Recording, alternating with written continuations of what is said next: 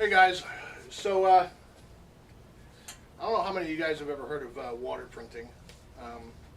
Some people call it hydrographics, hydroprinting, water immersion printing, cubic printing. I think the long and short of it is it's a way of transferring a pattern onto anything that can be immersed in water and accept paint. So metal, hardwood, plastic, glass, I guess just about anything that can accept paint and be immersed in water can be hydro printed.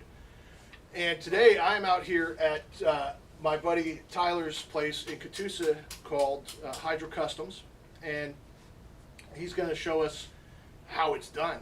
And I just think it's really neat. Now, my only experience with hydrographics or water printing is from an old episode of American Chopper, where you saw the guys take a motorcycle tank like this one, dip it in a vat of water, and it came out beautiful. And we all know that reality TV isn't real, so there's obviously a whole lot of steps missing. And so my buddy Tyler here is going to explain to me how it's done. All right, well, first of all, I have to say that I am jealous because I'm going to go home and shave my face because I cannot grow a beard that glorious. That's step one. It's a shame. It can't all be that awesome. That being said, how's it going, man? Hey, man. Pretty good, pretty good. As far as the process of water transfer printing, hydrographics, hydrographic printing, one of the million names you could use They have like for it. 11,000 different names for it, dude. And, Why can't they just pick on one and which makes it very hard to Google, yeah, no unfortunately. But brought some examples today of what we do here at Hydrographics. What do you want to know first? Well, like I said, it can't be as easy as American Chopper made it look. Now, I work with metal all day, every day, Right. so I know that prep is everything when it comes Absolutely. to doing. But if I'm bluing somebody's gun, or even Duracoat, I don't mess with Cerakote. I don't mess with this, only because I don't have the facilities to do Right. it. Because I did do a little bit of research into it, and I'm like, that's really neat. I saw some really cool patterns. I bet you I could charge money for that and people would pay it. Right. But then I realized just how much room, floor space I would need to do it right. Right. You know, the tank in the dipping room it's like 7 normal sized bathtubs. It's huge. How many gallons was it? About an 800-gallon tank. An 800-gallon tank. So to do it right, you need a tank that big. Absolutely. And there's just so much that goes into it. I was like, screw that. And then I figured, and then I got to looking and I saw, you know, there's a bunch of do-it-yourself kits online. I'm like, well, nobody's going to pay me anyway because everybody's going to do it themselves and it Right. can come out just as good.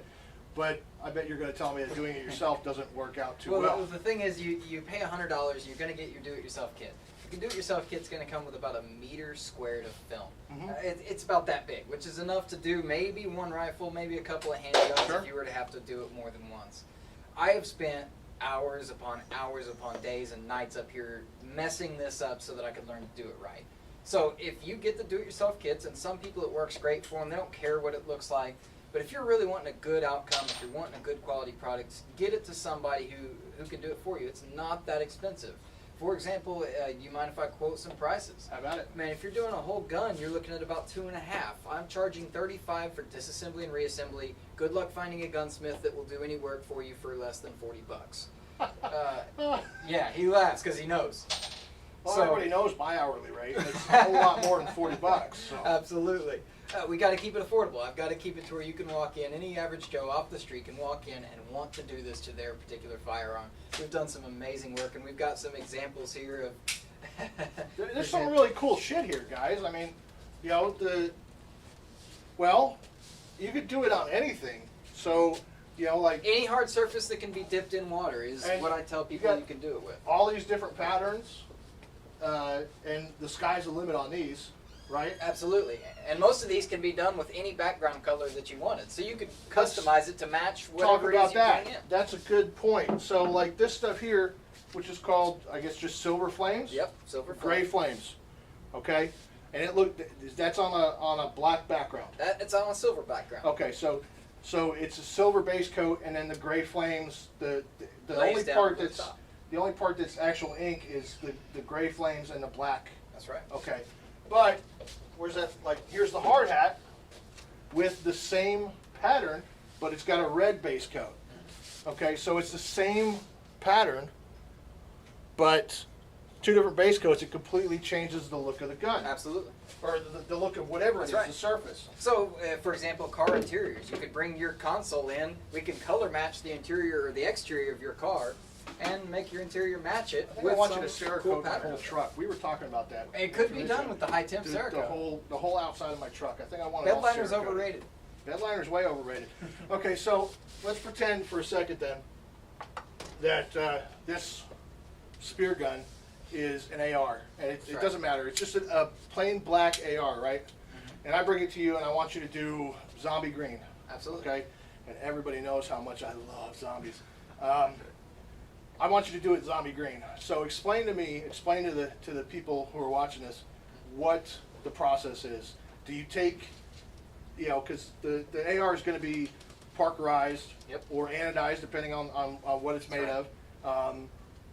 And so do you take that off? Do you take it down to It bare goes metal? down to bare surface. I want raw material to work with. That way I can make sure that I'm not messing with any tolerances, because when you start putting this stuff together and you have a bunch of tolerances, you got 4 to 5 mils, it starts chipping. You're trying to slide these two joints together and it's scraping paint off.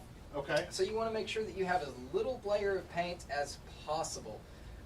I'm going to take it, I'm going to completely strip it down. Every nut and bolt has to come out of it. If I get sand from the sandblasting, which is going to be step 2 really, into any of these little crevices that have springs, then you're going to get gravel sounds, you're going to get locked up, malfunctions, it's just not going to work. Sure. So I'm going to take your pistol, your rifle, whatever it is, I'm going to knock the sights out of it, I'm going to tear it absolutely completely down, and if I don't think that I can tear it completely down, 90% of the time I'm going to turn it down. I'm not going to do it, because Right. if it starts malfunctioning, then it comes back on me. Sure. So you're going to So go... you take it down to bare metal. Yeah. Okay, using media blasting. In your case, you use sand. Yep. Okay, and that's for metal. For plastic, it's a little different process. We'll get into that That's later. right. But so you take it down to bare metal, and then what? And then we're going to go with a actual automotive primer. I'm using automotive base coat, clear coat So this paint. is the shit they use in body shops. If you for bring your cars. car in and need a paint job, I'm going to do the exact same thing for your handgun. This isn't rifle. rattle can primer from AutoZone. Absolutely not. I've had some people that had recommended me use Krylon, and I laughed at them because it's going to flake off. It's just not going to hold up the way that an etching primer with etched paint is going to hold up. Right, because the whole point behind primer is that it etches the surface metal. It etches the metal that it's adhering to Right. to promote adhesion of paint. Absolutely. Right. I've learned that. I learned that from Mighty Car Mods, which is a great YouTube channel. A couple of crazy Australian dudes who do some really wild shit to cars, and you should check it out. But that's how I learned about primer, was Mighty Car Mods. Absolutely. So, so you prime it, just automotive grade primer. Yep. Okay, and then because the film, can I? Yeah, absolutely. The film is actually clear, right? So this is the film, and it's actually clear. It's mostly clear. In this case, this is what did you say this was? Arctic That's digital Arctic camo. digital camo. So if Okay. you took that red object So- and placed it behind there, The Arctic digital camo, and it's mostly clear. But if you put red behind it, it completely changes the look of it. And if you put white behind it, obviously it's going to look Absolutely. like Arctic digital camo. So at that point, it's just based entirely on your imagination. Yes. Whatever color you want behind it as a base is what is going to be the primary color. absolutely. Okay, so we do the sandblasting, we do the priming, we do the base coat, and then it gets dipped. And then it gets dipped. And is that it? Well, after the dipping process, of course, we're going to rinse off any residue from the film process itself. Right. Going to let it dry. Then it goes into a clear coat phase, where I'm going to ask you if you want a flat clear, a semi-gloss clear, a high gloss clear. Do you want it to shine, or do you want it to be camo? But I mean, what kind of clear coat are we talking? Are we talking automotive clear coat? Are we talking Cerakote clear No, coat? this is a ceramic coat. This is Cerakote clear coat. It's going to hold up as good as ceramic coat would on your firearm. So, well, this one here, this was not clear coat. That was right? never clear coated. This was just That is raw this film Is, right this there. is just water printed Mhm. or hydro printed, just a basic kind of camo. but it wasn't Cerakoted. That's right. There was no clear coat, and you can kind of see, and you guys won't be able to see this on the video, but you can see spots where it's been dinged. Okay, and so the wood is underneath it, and there's been, you know, it's been worn on. Right. Okay, and this is from a 1022. Right. So, you know, everybody recognizes an old 1022 stock. But what you're seeing there is that it's not flaking off. Even without Right. clear coat, it's not just going to fall off. No, it's acting like paint almost. Yeah. But now this is. This is a wood stock we've done refinishing on. It's something we've So this has recently nothing to gone do with into. what we're talking about. Nothing to do with the Okay, I'm going to shut up on that. Show me one that's been Cerakoted, Well, clear coated. let's start with an example of what some people try to Okay, do with we can do that at too. their home. So it looks like this guy here went to AutoZone or O'Reilly's or Napa or whatever, and it honestly, it just looks like shelf paper, like camouflage shelf paper, and it looks like he just tried to stick it on the gun That's right. without any surface prep at all on the plastic. Yeah, the plastic. There's no adhesion at all, and this stuff is just peeling off. And now this is a duck gun, and you told me when I came in that, or when I got here, is that he had the whole gun wrapped in this shit, Pretty much. which is terrible because if you're a duck hunter or any kind of waterfowl hunter, your gun gets wet. Okay, I mean it's just the nature of the beast when you're A lot hunting. of guys take them to a car wash when they're done. Yeah, I mean you're going to be in some really nasty shit if you're out there looking for ducks, and by essentially just wrapping duct tape around the whole gun, that's just going to promote all kinds of issues because water's getting trapped underneath Absolutely. this.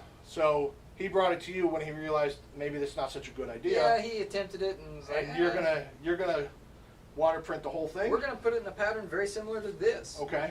This pattern is called Fatal Flight, long leaf. And it's just, I mean, you can see how it actually fits the contours. It goes with the shape of the rifle. It's not gonna peel off when you go to rack your shotgun back. Now this is the forearm to the shotgun that we're gonna show them a finished product. Absolutely. Okay. And so this is completely done. This has been now this is plastic. It's a slightly different process, but it's been primered. It's been base coated. It's been water printed, and then you put the Cerakote clear coat over the top of it, and it's nice and tacky. Well, it's not tacky. That's the wrong word to say. It's got a slight texture to it, but it doesn't like the natural texture that the manufacturer put into the forearm is not. It's not glooped over it. Right. So it just sits down in it like checkering, like on this zombie stock here. Again, zombies, yay! You know, it's really cool that this stuff can go into the checkering, Absolutely. and still be legible. Right. I mean, You can still see the product. you can see, you know, right here's the checkering, and the pattern is completely legible. It's actually down in there in the checkering, and that's really neat shit. And that's because of the water, right? That's right. The water is actually a surface tension. It's using that surface tension to push the film into the crevices of the object as it's going into the water, which is a lot of why you don't get your do-it-yourself kits, because you've got to have practice with how to dip that object. If it's going into to that trigger well and the water's pushing it past that trigger well, is it going to stick to the top of the same trigger well? Is it going to then flow over to the top half of the receiver frame? It takes some time. It takes some patience. That's badass. You know, I mean, I've been here now for the past few hours, and it's just watching this stuff happen.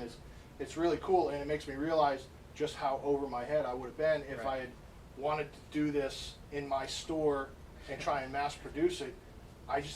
Many months of long nights trying to figure out how to do it right. Doing it right before I could ever feel comfortable selling it to somebody. Absolutely. And I just don't have that kind of time. So from here, the gun's good to go. Once the gun's together, it's good to go. It's good to go. And you know, its tolerances haven't changed. Right. Okay, and everything's the same. And now it's just a very durable finish. Now, can it be damaged? Yes. Yes. I mean, it can be scratched. It can be nicked. But as far as it flaking off, that's not going to be an issue. It is automotive paint, and if you think of your car, it can get a scratch in it. Sure. That doesn't mean, you know, there are plenty of cars that get T-boned, but there's still paint within the dent. So I mean, even with the Cerakote clear coat, it's if not, you go banging it around, you it's can't not get a immune. scratch. I mean, if I start chopping on it with my knife or something, it's going to leave a mark. Absolutely. Okay, So, of course, I'm hitting Cerakote with a knife blade, and it's not going to do any wonders for the knife blade. But so it can be damaged. It doesn't make it indestructible. That's right. Okay, and We don't just like claim that it anything is. else, just like anything else, obviously you want to, but it's not gonna. If you get a nick in it, the whole thing isn't. That's gonna, right. It's not going to peel off. And because it's actually absorbed almost into the plastic. right. Now, one thing I have told people is that this is the same process that factories use to print camos upon their guns. So if you get a gun from Remington that's got a camo pattern on it, it's the same process that they use. They've just got machines that do it. And we go a step further with the Cerakote Clear Coat. So if we bought a camo gun, like for instance, on my wall in my store right now, I have a Mossberg 835 Ultimag that's fully camoed out. That came from the factory like Absolutely. that. So that's water printed. The whole thing's That's water water printed. printed. They did 100 of them at a time. Okay. Do they use any kind of a clear coat over the top of that water printing? Yes, they do. They actually have a hardened. It's actually a Remington-based paint, if you will, and that's what a lot of the factories recommend for this process. That's where we go a step further with the urethane and the Cerakote Clear Coat. So we're actually going a step further than even the factory does. Well, you can because I mean, it's a hands-on thing. That's right. It's not completely automated. So, okay. So from here, we are going to go to, I think we're going to show you, we're not going to show you sandblasting because everybody knows what sandblasting looks like, but we're going to paint, we're going to get some plastic shotgun furniture ready for water printing. Yep. We're going to go as far as painting on the base coat. So we're going to skip over step 2 technically. Step 1 would be disassembly. Right. Step 2 would be media blasting. We're going to skip over that because you're not really doing media blasting on the plastic Right. anyway. We're going to go to, what did you call it, the heat treating? Yep, you're going to go into your heat treat and then Okay. adhesion promoter. So we're going to go into the heat treating, and then we're going to go into the paint booth, and you're going to use some basically primer, and then after that you're going to paint the base color, which in that case is I think a zombie green. We're going with zombie on that one. These fucking people and their zombies, man. And then from there, at that point, once that's all cured, it will be ready for the You ready to dip? ready to dip. However, because of time and everything else, we're going to show them dipping a bright yellow stock in like realistic flames. Yes, sir. Okay, and that's going to look super cool. I think it'll just look really good on camera. And then at the end of the video, we're going to show this gun. Basically, now this is your brother's That's shotgun. correct. This is your brother's shotgun. Correct. And it's essentially very similar to this one. Okay, so we're going to show his brother's completed shotgun that they just finished today, and you can see for yourself the difference between the two. And then we're going to talk about a cool contest that I'm going to run that he's going to help me with, and I'm going to let him promote his business, and then I'm going to go home and drink beer. So Fair enough. We'll see you guys after a bit.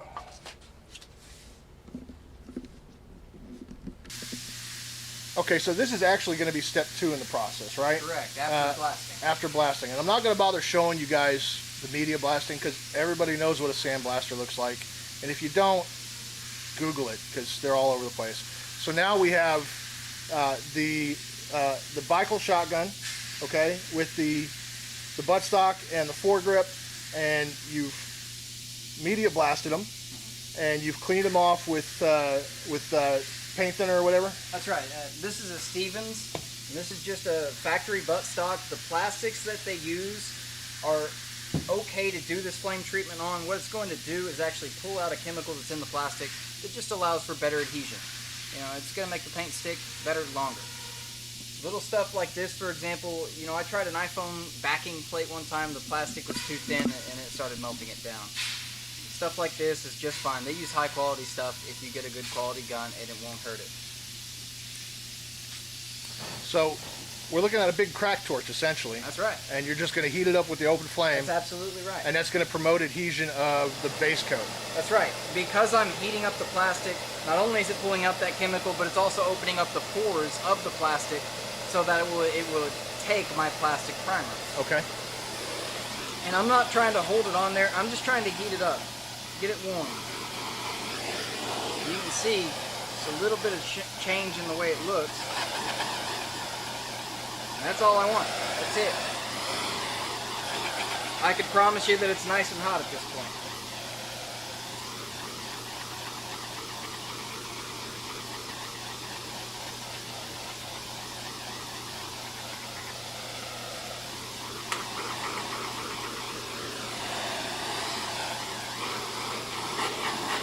Now, do you have to spray on your primer or your base coat while it's still hot, or just the fact that you're hitting it with the torch is going to be enough?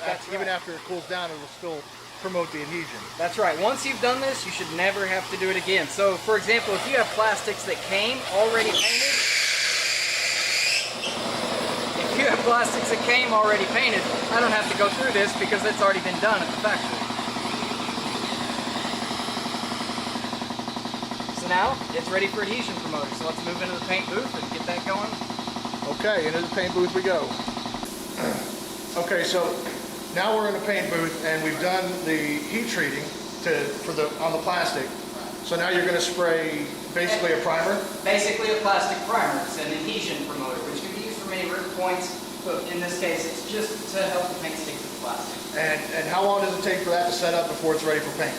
I'll be ready for paint in about 5 minutes. Well, it's 110 degrees out in Oklahoma. So maybe even faster. Yeah, okay. Well, have at it.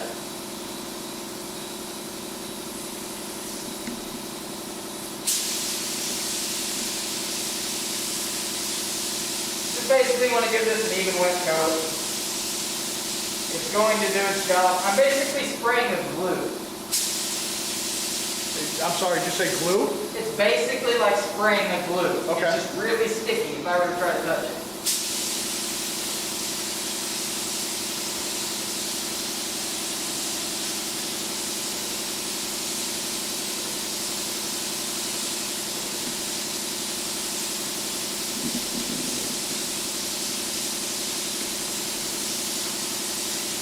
And it almost brings the plastic back out. Yeah, it looks much shinier now.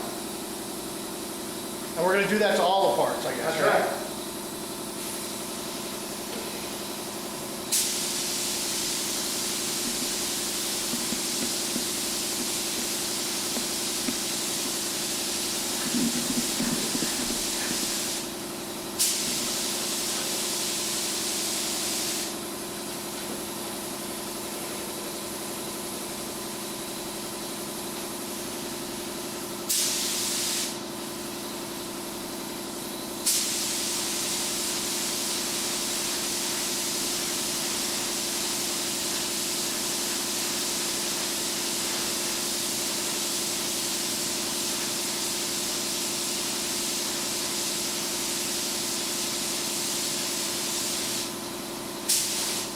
That's it. Let it dry for about 5 minutes. We'll be ready for base coat. We'll see you guys in 5 minutes. Okay, so now it's time for the base coat, right? That's right. That's what the water, the hydrographics are actually going to go over. Absolutely. Okay. All right, so I've got my adhesion promoter on there, and as you can see, especially because it's so hot out here, it didn't take long to dry at all. So go straight to base coat. Yeah, it's been about 2.5 minutes since we come, so. We've got a nice zombie gun going here, so we've got to get some lime green. For you guys' edification, that what we're spraying right now, what he's spraying is not what we're going to be hydroprinting, because there's a curing process after the paint, and we have another part that's ready for hydroprinting. But we just want to show you the whole process kind of step by step, even though what you see after this is going to be a completely different color and in no way related. And one thing to note right here is that I have actually talked to some guys who do this for a living who use Krylon to spray paint over the bluing, and then they go and dip it. So you've got to watch who you go to, do some research on the background. I'm using automotive base coat, clear coat paint, so it's just a much higher quality product in the end. But let's get this done.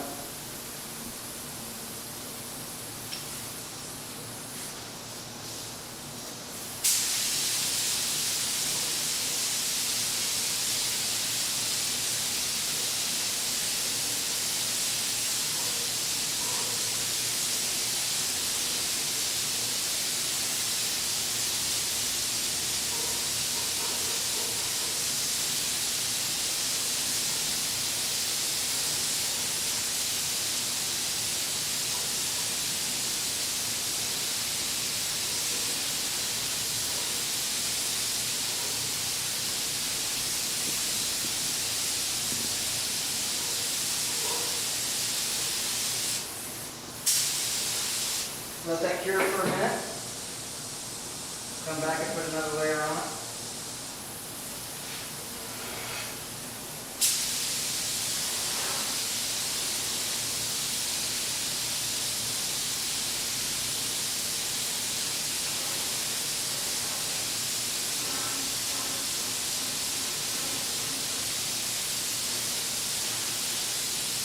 Now, after these are done, when we're done with all the coats of color, how long do they have to sit in the curing booth before they're ready for graphics? Approximately 45 minutes, but realistically, when they're dry to the touch, they're ready to go.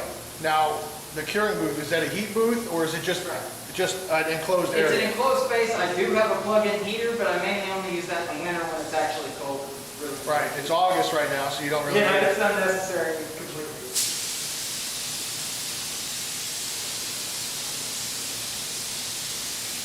Okay.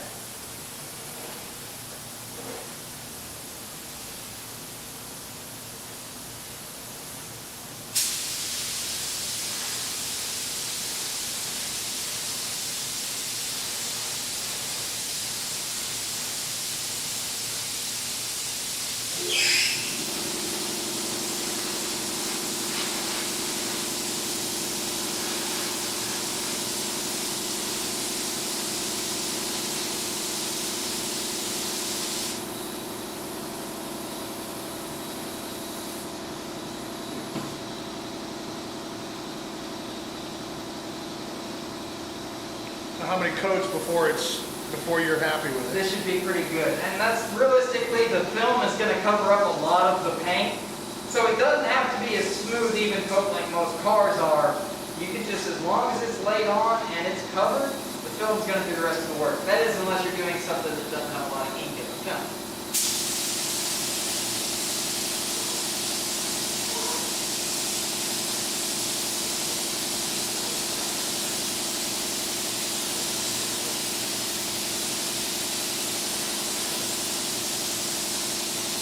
Oh, that's a world of difference from the first coat already.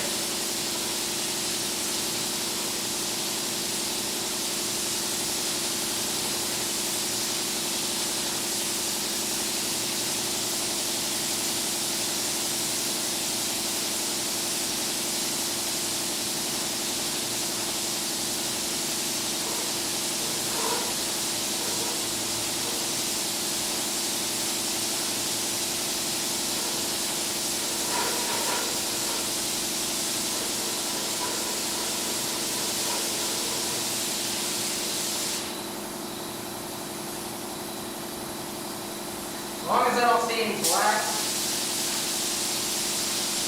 the film that's going on this particular one is going to cover up any little flaw there might be.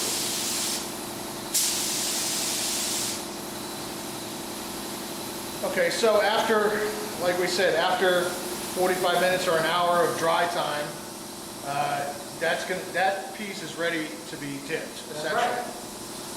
So what we're going to talk about next, or where we're going to go next, is we're going to actually go into the dipping room, and we're going to dip a different piece that's already been through all this process. And we'll see you in a minute. So now we're in the dipping room, and what I see in front of me is a really big tank of water. How many gallons is that? It's about an 800-gallon tank. And I know it has to be kept at a certain temperature for it to work right, so how warm does the water have to be? This water is exactly 91 and a half degrees. Okay, and I see a couple of things that I thought were really neat. The big piece of aluminum going down the center, and then the two cutoffs on the sides. What are those? What purpose do those serve? Those are your dams. So when I put in a piece of film, as soon as I liquefy that film, all that's left from the hard structure that was the film is the ink. So that ink wants to run away. It wants to follow this tank all the way to the bottom. And there have been some cool designs I have seen when we've done this. But these dams keep my film locked in. So as I'm doing the dipping process, I'm not rushed to try to race against that film as it's running away from me, giving me a lot of stretching, which is really bad in the final product. Now you mentioned activator. Absolutely.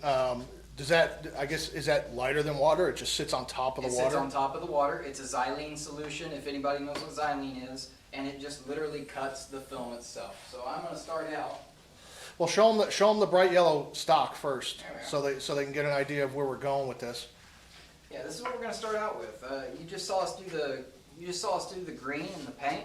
Same exact process as the plastic stock. It's actually off a Sega shotgun. This one went into yellow, and we're going to put a nice true flame pattern over the top. So when it's done, it should look like that, only better. Let's do it, man. See what happens. Let's watch the man do his thing.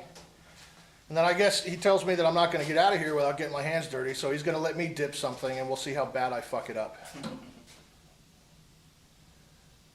Now you're just laying that over the top. And I see on the edges of the film, you've got what looks like masking tape. That's right. Is that, what's the purpose for that? That is keeping my ink in one place. Okay, So now, even though it's going to expand and contract, which I need to allow for, uh-huh, my ink's still not going to run off, because even without activator, certain films will start to dissolve as soon as they hit the water. Okay. And that is actually what the water is now doing, is dissolving the molecular products in the film and allowing it to turn into a liquid. now how long does it have to sit there before you dip it? It'll sit here for 60 seconds, and of course other films vary according to how much ink is in the film, or who manufactured it really. But in this case, we're going 60 seconds. We'll do a couple passes with activator and cross my fingers, and we'll get a good dip out of it. We'll see. And I will admit, as I just did, I've been doing this for about 2 years, and every dip is nerve-wracking, because if you mess it up, it goes all the way back through the process. Right, if you do screw it up, there's no take-backs, there's no second immediate chances. redos. You That's have right. to- Once it's on there, it's stuck. You have to go all the way back down to a base coat and start over. Which is insane. There's no room for error in this thing. Especially if you're doing it right. Now that's the activator. This is my liquid activator. Now you sprayed some on top of the water before you put the film down, and you just sprayed some on top of the film. Why? Well, actually, before I was just testing out my paint gun, Okay. so I did not want to get the activator on in the water beforehand necessarily. And so now you're just dipping. Yep. Now I'm just trying to watch all my air pockets and levels, slow and smooth. And is it going to go all the way in? The rifle stock or the shotgun stock is going to be completely submerged. That's correct.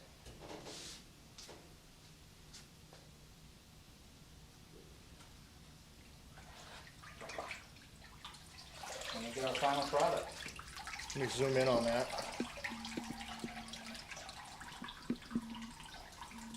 Okay, I'm not big on flame jobs, but that is pretty fucking cool, man. That's pretty sweet. It's That's it. It's done. It's done. It It's just ready. has to cure now. Well, no, then you clear coat it afterwards, right right? now. I have to wash off. You can't really see it in the film, but with that shine that's on it is what's left of the actual solid film. Okay. So now it has to go through a rinsing process, which we'll just take it over to the sink. We'll rinse that slime off the top of it. Uh-huh. The film is there. It's not going anywhere. And then after the slime is gone, I let it dry. It's ready for clear coat. And Done. that's the clear Cerakote we talked about in the beginning. Absolutely. Which protects that and keeps it from Absolutely. getting dings and stuff. Yep. That's pretty neat, man. Pretty tight. That is. And it's exciting. Every project you do is exciting because you never know what's going to come out. Sure, of the end. sure. That's pretty kick-ass. Yeah. And you can see it got in the grooves good. Yeah, it got in the checkering. All right, I guess it's my turn now. Yes, sir. So, Let's clear out the water, get a clean slate, and start over. all right, we'll be back in a second, guys, for me to fuck something up. Okay, so now it's my turn. I'm gonna dip this. Tyler's gonna put the film in the water for me. And I think you're also gonna apply the activator, yeah? I will. Okay. If you. So I'm just gonna dip it and hope it comes out okay. I've got a nice big air bubble under the middle here. You just want to make sure you don't get any air bubbles because you want it to activate evenly. Before I do that, I'll put up my timer.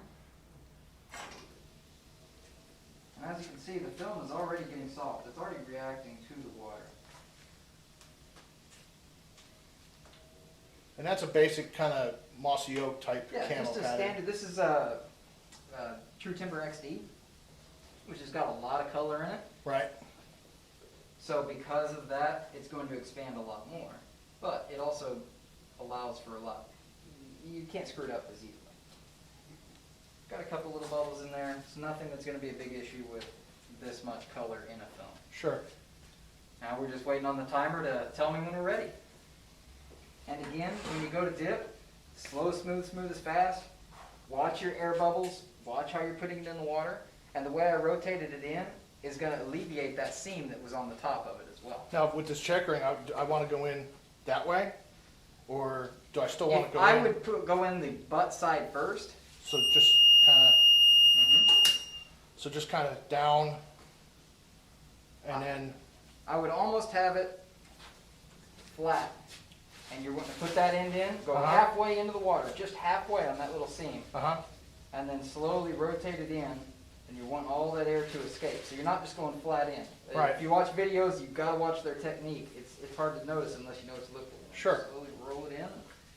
Okay. Best of luck. Yeah.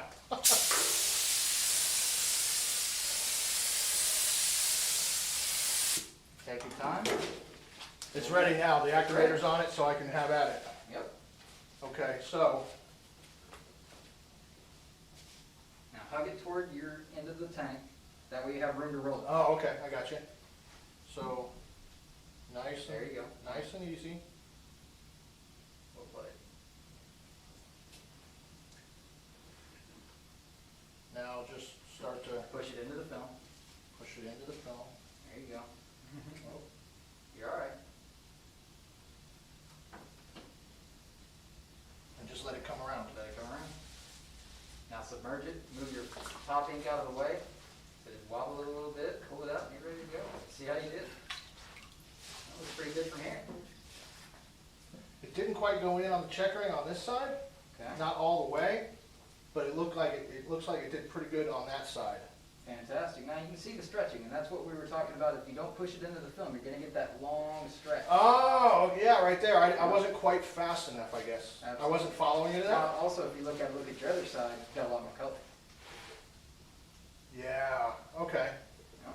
But all in all, it at least And it's did a slimy 360. It's all slimy. That's the activator in the film. And It's- there's, I got the film on the gloves, so my gloves have been water printed.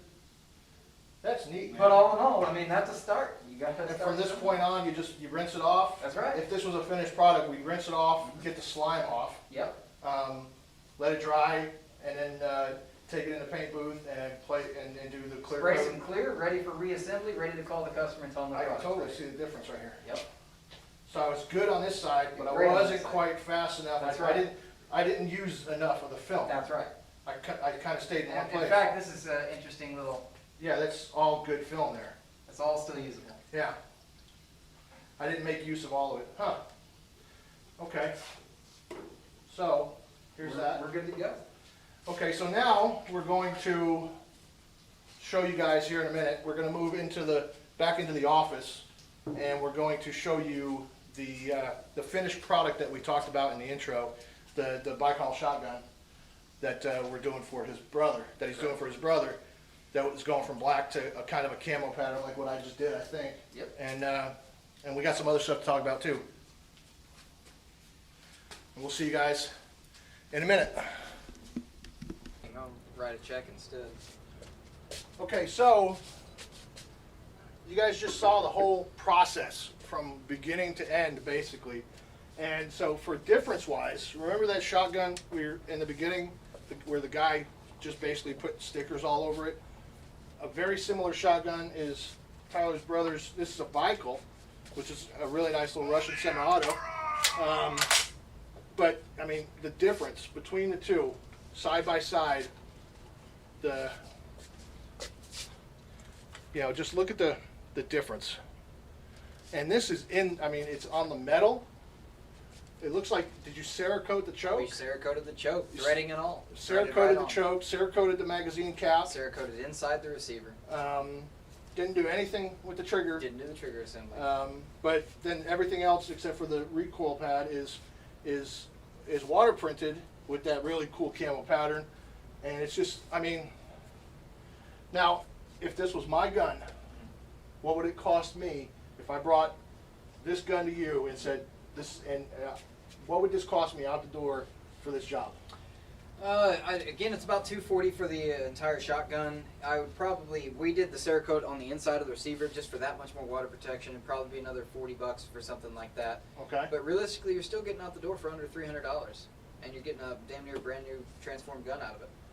And it's only going to extend the life of the shotgun. Absolutely. Bring me your old, decrepit, worn-out shotgun. Where's Will that? you grab me that? Yeah. Where's that? That double barrel? I got a double barrel, and this thing was in storage in a leaky storage container for a long time.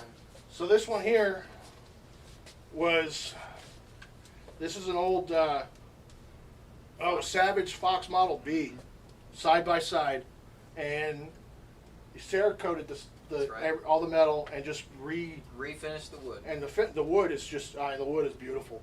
But you can see on it, and you guys won't because it's black and everything else. You won't be able to see it. But this was obviously just abandoned, and you can.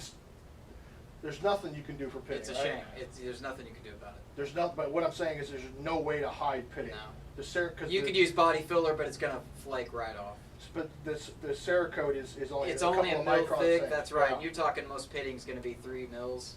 Right. So, but still, by doing this, you extended the life of the shotgun. You arrested the corrosion process, and you extended the life of the shotgun pretty much indefinitely. That's right. Now, inside the bore is another story. That's There's out of my nothing you can control do at about that that. point. A little bit of lead will help that. Yeah, but you can bring old guns back to life for And a we have couple done $100 it. bucks. We've got and, great examples. Speaking of great examples, where can if my viewers, especially my viewers here in Tulsa and the surrounding area, because I have a bunch of people from the local area who subscribe to the channel. Absolutely. But where can they find you? They can find us on Facebook. Right now our website is currently down, but search Hydro Customs. It's facebook.com/Hydro Customs OK. Or just go to the search bar and search out Hydro Customs with a space in between. We're going to be the ones that pop up. Look for this symbol. And you can see a bunch of great examples of work that we do. Anything that I do of substance goes onto that Facebook page. Okay. So bring yours and look forward to seeing it on our Facebook. And they're also, and I have a lot of vapors who subscribe, and everybody knows I vape, and he owns a vape shop as well, and everything's kind of under one roof, so you get your one-stop shop Absolutely. for vaping gear plus refinishing your gun or whatever, because Bring the family. you'll do. You mentioned that you hydro printed a motorcycle frame. We have. Seriously. Our tank is about 4 by 10. If it can fit into a 4 by 10 by 4.5 tank, we could do it. Okay. Now, I mentioned earlier that I'm going to do a giveaway, and somebody is going to get an AR lower, Anderson Manufacturing AM15 AR lower. It's a stripped lower. I'm not giving away a complete lower because, well, I'm not that generous. But this is going to be a one-of-a-kind lower by the time it's done. I don't know what we're going to do with it yet. I'm going to leave it here with him, and we're going to figure it out. But this is going to be a one-of-a-kind lower, and obviously I'm using it to promote Red Fork. I'm not using it to promote my own channel. I'm using it to promote Red Fork because that's the most important thing on the planet to me right now. But somebody is going to win a one-of-a-kind AR-15 lower from me and Red Fork Ammo. We just don't know what it's going to be yet. And I guarantee you that whatever we do to this will never be repeated on anything else I ever design. It's going to be a one-off. Haven't figured out what yet. There's only so much you can do with an AR-15 lower. But we're going to do something really cool. So make sure you follow me on Twitter and Facebook and all that other crap. Like Red Fork Ammo on Facebook and follow Red Fork Ammo on Twitter. And follow the blog on the website. I finally got the blog working after 2 months of it not working, so I'm going to start updating that. And I'll keep you guys apprised of this. I'm hoping to do this giveaway or run this contest next month. There might not be enough time. We might have to do it in October. Hopefully we can do it in September. But it all depends on what we decide to do with this. So that's it. If you watched this entire video from front to back and didn't tune out, because there's really no way for me to separate it into 2 episodes. The further along we go, I realize it wouldn't work. So it's one long video, and if you watch the whole thing, then you're awesome. And go drink a beer on me. Thank you. See you next time.